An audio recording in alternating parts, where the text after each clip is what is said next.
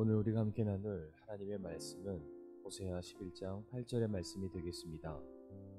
에브라임아, 내가 어찌 너를 내주겠느냐? 이스라엘아, 내가 어찌 너를 넘겨주겠느냐? 내가 어찌 너를 아드마같이 만들겠느냐? 내가 어찌 너를 스보임같이 두겠느냐?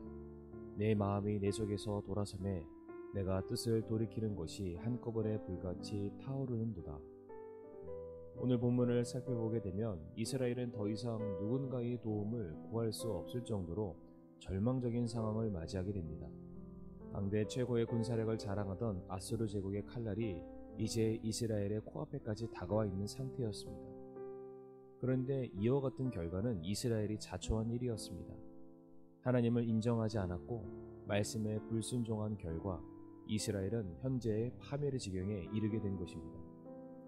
이렇게 자신들의 범죄와 영적인 타락으로 인해 이제 나라를 빼앗김 당하고 자신들의 모든 소유물들을 약탈을 당하며 살아가는 가족들이 노예로 끌려가게 될 그러한 상황을 그들이 맞이했음에도 불구하고 그들은 하나님을 향해 조금도 부끄러워하지 않았고 오히려 떳떳한 모습을 보이게 됩니다.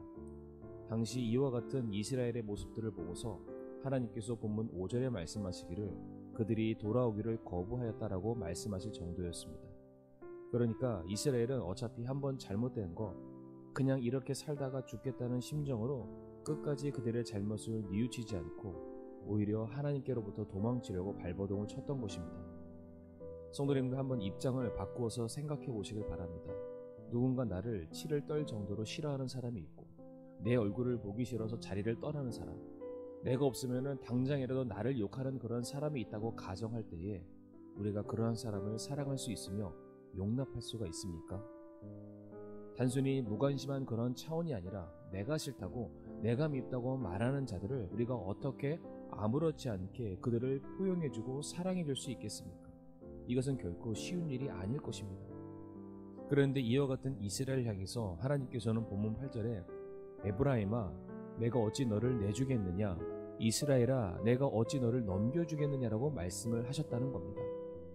분명 이 말씀 앞에 있는 5절과 6절, 7절의 말씀을 보게 되면 이스라엘은 하나님께 돌아오기를 거부하였고 하나님께서 원하시는 방법을 그들이 스스로 부인하였으며 그 누구도 하나님을 하나님으로 인정하려 하지 않았습니다.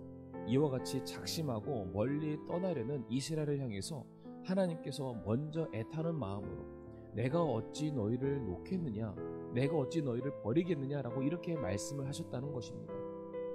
자기 백성들의 극단적인 배반과 증오에도 불구하고 하나님께서는 오히려 너를 아드마나 스보임처럼 내가 결코 버려두지 않을 것이다 라고 선언까지 하십니다. 이 두 지명은 옛날 소돔과 고모라가 멸망할 당시 같이 망한 도성들이라고 신명기 29장에 기록이 되어 있습니다.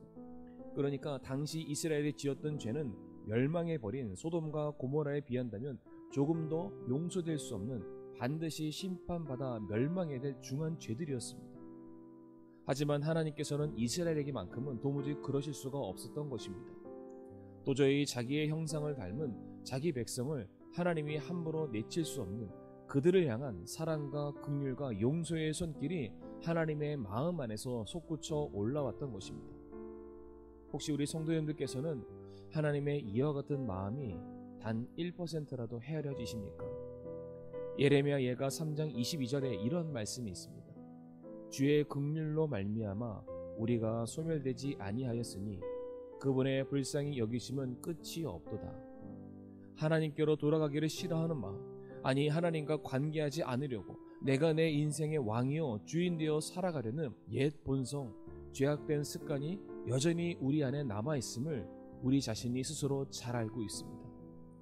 남들에게만 보여지지 않았을 뿐 누구보다 더럽고 추악하며 죄악으로 가득한 하루하루의 삶을 우리는 지금도 여전히 살아가고 있습니다.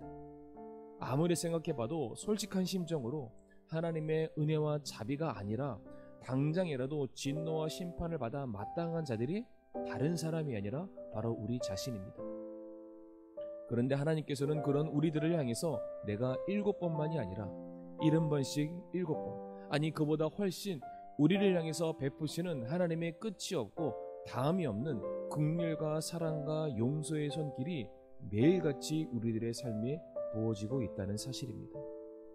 사랑하는 성도님들, 오늘 본문의 말씀은 우리가 지은 죄들이 어쩔 수 없는 것이라며 변명하고 합리화시키기 위한 그러한 말씀이 아닙니다. 아니, 하나님이 다 용서해 주신다고 하니까 마음대로 죄를 지어도 된다라고 말씀을 드리는 건 더더욱도 아닙니다. 하나님께서는 반드시 죄에 대해서는 미워하시고 심판하시는 분이십니다. 하지만 하나님께서는 죄인들에 대해서는 긍휼히 여기심으로 대하여 주시는 분이시기도 합니다. 끝없이 반항하고 거역하고 돌아서는 우리를 또다시 찾아내시고 가서 안으시고 사랑의 줄로 묶어서 결국 하나님의 사랑받는 자녀로 이끌어 주시고 변화시켜 주신다는 것입니다.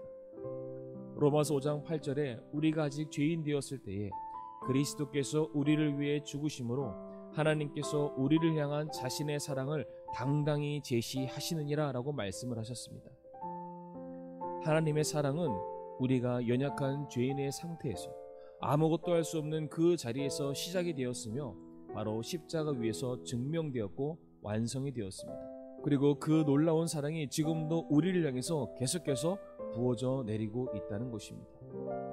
하나님을 배반하고 돌아서는 죄가 더욱 악할수록 진노 대신에 오히려 끝없는 긍휼과 사랑으로 자기 백성에게 베풀어 주시는 하나님의 더 크고 놀라운 사랑과 긍휼하심을 감사할 수 있는 저와 성도님들이 되기를 간절히 바랍니다.